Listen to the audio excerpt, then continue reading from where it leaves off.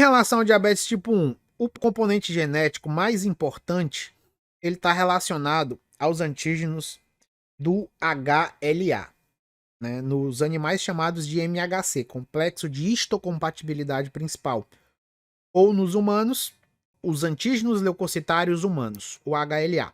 Está relacionado com o que, Cleiton? Com a apresentação de antígeno. Aquilo que eu disse no slide passado. Existem algumas mutações, ou seja, algumas alterações genéticas que fazem com que a apresentação de antígeno, que é um fenômeno que ocorre entre uma célula APC, uma célula apresentadora de antígeno, aqui no caso mostrando uma célula dendrítica, mas podia ser um macrófago, podia ser um linfócito B, são as células apresentadoras profissionais, digamos assim, mas a mais profissional é a dendrítica, ela é extremamente especializada nisso. A célula dendrítica, ela está todo o tempo fagocitando vários antígenos, próprios, não próprios, tudo que entra em contato com ela, que é peptídeo, que é proteico, que é derivado de proteína, ela está digerindo e ela vai apresentando para os linfócitos TCD4, entendeu?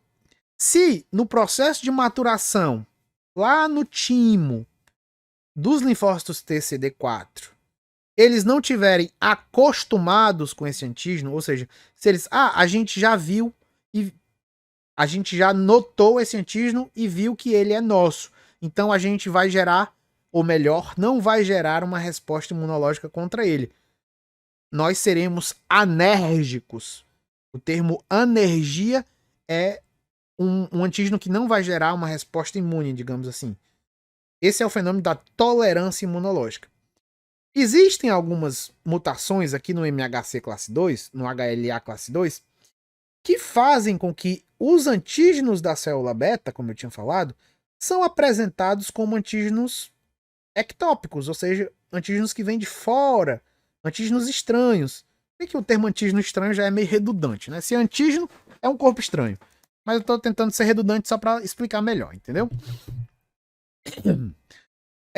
Antígenos não conhecidos, digamos assim, que eu nunca entrei em contato. Então a célula CD4, quando essas células dendríticas modificadas por mutações no HLA tipo 2 apresentam esses antígenos da célula beta, entendeu? Essa célula CD4 diz, olha, eu nunca vi esse antígeno aqui. Eu vou ativar o linfócito CD8+, eu vou ativar linfócito B para se transformar em plasmócito e produzir anticorpo contra esses antígenos. Aí você fala, Cleiton, só a mutação no HLA na apresentação de antígeno é suficiente? Geralmente não. Como eu disse, essas doenças elas são poligênicas, ou seja, são vários genes, ou melhor dizendo, são multifatoriais e poligênicas. São vários fatores, incluindo genéticos e ambientais, e eles têm que acontecer no mesmo tempo e espaço para o fenótipo doente se expressar. Entendeu? Então, vamos aqui devagar. A célula beta, para ter os seus antígenos expostos, espalhados, ela tem que morrer. Ela tem que ser lesionada. Então, geralmente, uma APC, mesmo que ela tenha essas mutações no HLA, já predisposta para apresentar antígeno da célula beta, ela só vai apresentar antígeno da célula beta se os antígenos chegarem a ela. Ela não vai criar o antígeno da célula beta e apresentar. E como é que os antígenos da célula beta vão chegar a ela? Se alguma célula beta já morreu, já foi lesionada por algum outro fenômeno. Então, geralmente, você tem que ter um fenômeno alheio a essa mudança genética. Por exemplo, se eu ingiro demais glicose, se eu tenho uma alimentação rica em carboidrato, estou falando rica em excesso, estou ingerindo excessivamente carboidrato, a célula beta vai ter que trabalhar demais. E tem um ditado que diz que prego que se destaca demais geralmente é martelado. Então, célula que trabalha demais, ela tende a se exaurir mais, se desgastar mais e, consequentemente, morrer mais.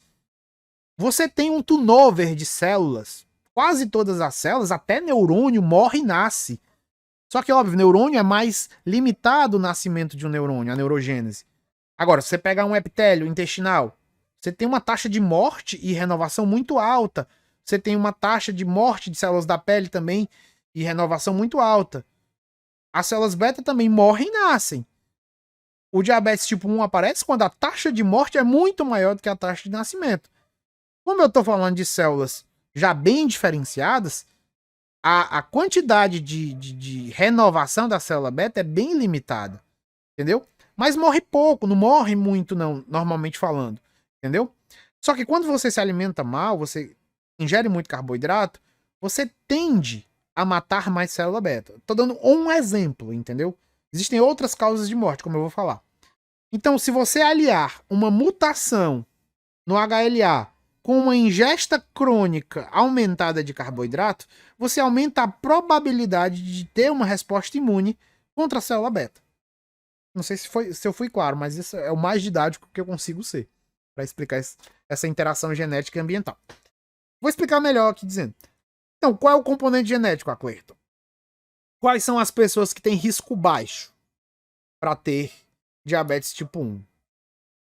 Se você não tem parentes de primeiro grau com diabetes tipo 1, ou seja, você não tem nenhum irmão, você não tem nenhum pai, nenhuma mãe, e você tem um HLA protetivo, ou seja, você tem lá o seu sistema imune não, vamos colocar assim didaticamente, não autorreativo. Ele não tem mania de apresentar antígenos da célula beta. Seria isso.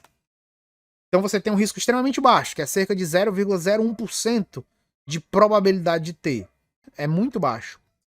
Se você só tiver parentes que não têm, ou não tiver parentes que têm diabetes tipo 1, seu risco vai para 0,4%. Aquilo que eu falei, apesar do você não tem o seu sistema imune protetivo. Ele tá ali, ele pode vir a apresentar os antígenos da célula beta, caso essas células beta sejam muito agredidas, sejam muito baldeadas, né? Então você tem um risco de 0,4. Note que já aumentou 40 vezes, ó. 40 vezes. Só algumas mutações, alguns alelos diferentes daqueles genes já aumentam em 40 vezes. Só que como o risco primário era muito baixo, 0,01, 0,4% ainda é muito baixo, entendeu? Se você tiver parentes com primeiro grau com diabetes tipo 1, tipo seu pai, sua mãe ou um irmão, e você tiver o HLA protetivo, você tem um risco de 0,3%. É um pouco menor ainda do que 0,4%.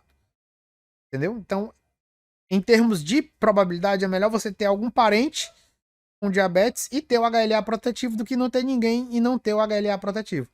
Novamente, já falei o que era o HLA protetivo, né? Não vou perder mais tempo me alongando. Pacientes que têm risco intermediário. Pacientes não, né? Pessoas. São pessoas com parentes de primeiro grau e agora com HLA de risco.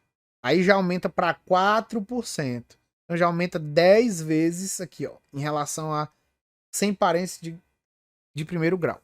Então aqui você tem tanto um irmão, ou um pai, ou uma mãe, e você tem um HLA de risco, ou seja, o seu sistema imune tem uma tendência em apresentar antígenos da célula beta, de 4%. 4% é 4 em 100, né? Já é alguma coisa considerável. Se a Covid, ela causando o dano que causa, ela tende a matar, vamos arredondar, 2 em 100, entendeu? Aqui no Brasil, quase 3 em 100. Imagina a gente com 4 em 100, né? Por exemplo. Aqui é de ter, né? De desenvolver. E um parente de primeiro grau com diabetes tipo 1, só um parente, sem HLA de risco, a gente tende a ter 5%. Com pai com diabetes tipo 1, aqui é específico. Com pai com diabetes tipo 1 e com mãe diabetes tipo 1 e com um irmão com diabetes tipo 1. Só com pai você tem um risco de 3%. Com uma mãe tem um risco de 5%. Então, é mais provável você ter se você tiver uma mãe diabética do que se você tiver um pai diabético. Novamente, eu tô falando do diabetes tipo 1, não do tipo 2. E um irmão diabético, aí você tem mais chance ainda, 8%. E se seu irmão herdou aqueles alelos, a chance de você herdar também aumenta, de maneira geral. E os fenótipos de alto risco? Se você tiver um parente de primeiro grau com HLA de risco, aí você tem, ó, 10 a 20%. Com vários parentes de primeiro grau, de 10 a 25%. Com parentes de primeiro grau com diabetes tipo 1 para o HLA protetivo. Então, o HLA protetivo, ó, ele baixa muito o risco. E risco altíssimo? É se você tiver vários parentes de primeiro grau com HLA de risco, aí pode até ter 50%. E com irmãos com diabetes tipo 1 e HLA de risco. Aí pode variar de 30% a 70%. Se o seu irmão gêmeo, você tiver um irmão gêmeo e ele tem sabidamente diabetes tipo 1, você ainda não tem, você também tem de 30% a 70% de risco. Notem que é mais provável você ter se os seus irmãos tiverem, digamos assim. De maneira geral é isso. Aqui é só para referenciar mesmo. E são várias probabilidades. E as referências que eu usei, ó. Margarida Aires. O Guyton também, não deixa de ser, mas apesar, como eu citei, né, de estar bem desatualizado em certos conceitos. O Boron, que já está na sua terceira edição. Aqui é a segunda. Fisiologia do Bernie Levy e a Fisiologia da Silverton. São livros que eu realmente indico sempre. Sobretudo esses dois aqui, ó, Margarida e o Boron. E aí, só quem quiser acompanhar os meus cursos, aqui é a minha plataforma, a Fisio, só colocar no Google a Fisio Cursos que você vê lá. E aqui tem os canais, o canal do YouTube e o canal do Telegram também que você pode acompanhar. Sempre estou colocando coisas lá. Você tem aí o Instagram, meu Instagram, tanto de professor quanto da Fisio. E os cursos. Atualmente tenho 12 cursos. Fisiologia e patologia endócrina, hormônios e metabolismo, nutrição e exercício, neurociências, neuroanatomia, psicofarmacologia, alguns de farmaco, ó, fisiologia cardiovascular, farmacologia cardiovascular, imunologia básica. É basicamente isso. Você tem aqui o meu contato também, a cleiton@hotmail.com. E é isso que eu tinha para falar por hoje, meu povo.